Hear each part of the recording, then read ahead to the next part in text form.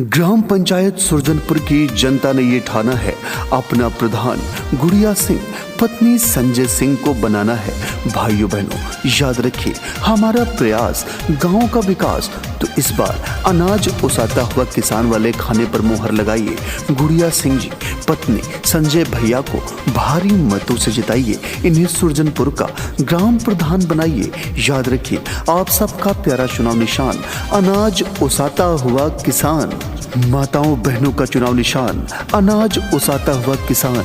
युवा साथियों का चुनाव निशान अनाज ओसाता हुआ किसान। बुजुर्गों का चुनाव निशान अनाज ओसाता हुआ किसान। संजय भैया का चुनाव निशान अनाज ओसाता हुआ किसान। तो याद रखिए अनाज ओसाता हुआ किसान वाले खाने पर मोहर लगाना है। गुड़िया सिंह पत्नी संजय भैया को भारी मतों से जिताना है। संजय सिंह के हाथों को मजबूत बनाना है। फिर से जिताइब हो ग्राम प्रधान बनाइब हो। फिर से जिताइब हो ग्राम प्रधान बनाइब हो। अनाज ओसाता हुआ किसान पे जम के मोहर लगाइब हो। अनाज ओसाता हुआ किसान पे जम के मोहर लगाइब हो। फिर से जिताइब हो ग्राम प्रधान बनाइब हो। अनाज ओसाता हुआ किसान पे जम के मोहर लगाइब हो। अनाज ओसाता हुआ किसान पे जम के मोहर लगाइब हो। वोट नहीं कर्ज मांगते हैं, ब्याज सहित लौटा देंगे। जहां आपका बहे पसीना अपना लहू बहा देंगे। अनाज ओसाता हुआ किसान वाले खाने पर मोहर लगाइए। सुरजनपुर से गुड़िया सिंह पत्नी संजय सिंह भारी मतों से जिताइए। गाँव में गूंज रहा है भैया जी का नारा। गुड़िया सिंह जी हो प्रधान हमारा। गाँव में गूंज रहा है भैया जी का नारा। गुड़िया सिंह जी हो प्रधान हमारा। नाही भुलाइब हो हम नहीं के जिताइब हो। नाही भुलाइब हो हम नहीं के जिताइब हो। अनाज ओसाता हुआ किसान पे जम के मोहर लगाइब हो। अनाज ओसाता हुआ किसान पे जम के मोहर लगाइब हो। झूठा वादा नहीं करेंगे, हम विकास करेंगे। फिर से मौका दीजिए, हम आपके लिए कुछ खास करेंगे। ये कहना है आपके चहेते संजय सिंह भैया का। संजय भैया की पत्नी गुड़िया सिंह जी को भारी मतों से जिताना है। अनाज ओसाता हुआ किसान वाले खाने पर मोहर लगाना है। तो याद रखिए आप सबका प्यारा चुनाव निशान अनाज ओसाता हुआ किसान। अनाज ओसाता हुआ किसान वाले खाने पर मोहर लगाइए। सुरजनपुर में विकास की गंगा बहाइए। गुड़िया सिंह पत्नी संजय सिंह को जिताइए। सारे विरोधी अब की पड़ गए हैं चक्कर में। कोई नहीं मेरे भैया जी के टक्कर में। सारे विरोधी अब की पड़ गए हैं चक्कर में। कोई नहीं मेरे भैया जी के टक्कर में। पोलिंग पे जाइब हो मोहरिया जम के लगाइब हो। पोलिंग पे जाइब हो मोहरिया जम के लगाइब हो। अनाज ओसाता हुआ किसान पे जम के मोहर लगाइब हो।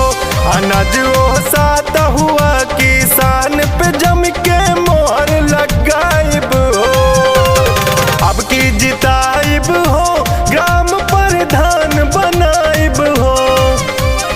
अब की जिताइब हो ग्राम प्रधान बनाइब हो।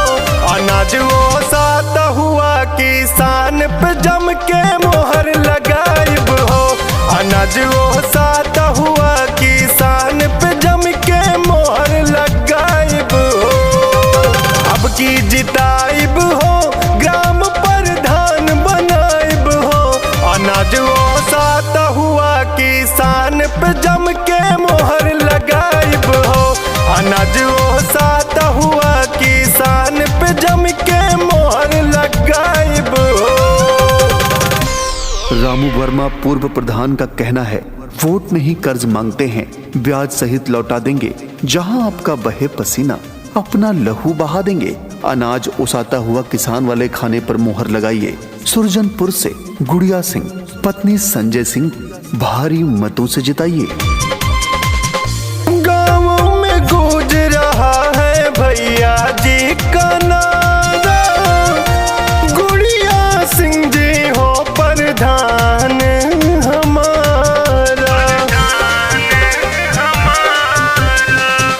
गाँव में गूंज रहा है भैया जी का नारा, गुड़िया सिंह जी हो प्रधान हमारा। ना ही भुलाइब हो, हम नहीं के जिताइब हो। ना ही भुलाइब हो, हम नहीं के जिताइब हो। अनाज ओसाता हुआ किसान पे जम के मोहर लगाइब हो। अनाज ओसाता हुआ किसान पे जम के मोहर लगाइब हो। झूठा वादा नहीं करेंगे, हम विकास करेंगे। फिर से मौका दीजिए, हम आपके लिए कुछ खास करेंगे। ये कहना है आपके चहेते संजय सिंह भैया का। संजय भैया की पत्नी गुड़िया सिंह जी को भारी मतों से जिताना है। अनाज ओसाता हुआ किसान वाले खाने पर मोहर लगाना है। तो याद रखिए, आप सबका प्यारा चुनाव निशान अनाज ओसाता हुआ किसान। अनाज ओसाता हुआ किसान वाले खाने पर मोहर लगाइए। सुरजनपुर में विकास की गंगा बहाइए। गुड़िया सिंह पत्नी संजय सिंह को जिताइए। सारे विरोधी अब की पड़ गए हैं चक्कर में, कोई नहीं मेरे भैया जी के टक्कर में। सारे विरोधी अब की पड़ गए हैं चक्कर में, कोई नहीं मेरे भैया जी के टक्कर में। पोलिंग पे जाइब हो, मोहरिया जम के लगाइब हो। पोलिंग पे जाइब हो, मोहरिया जम के लगाइब हो। अनाज ओसाता हुआ किसान पे जम के मोहर लगाइब हो। अनाज ओसाता हुआ किसान पे जम के मोहर लगाइब हो। अब की जिताइब हो, ग्राम प्रधान बनाइब हो। अब की जिताइब हो, ग्राम प्रधान बनाइब हो। अनाज ओसाता हुआ किसान पे जम के मोहर लगाइब हो।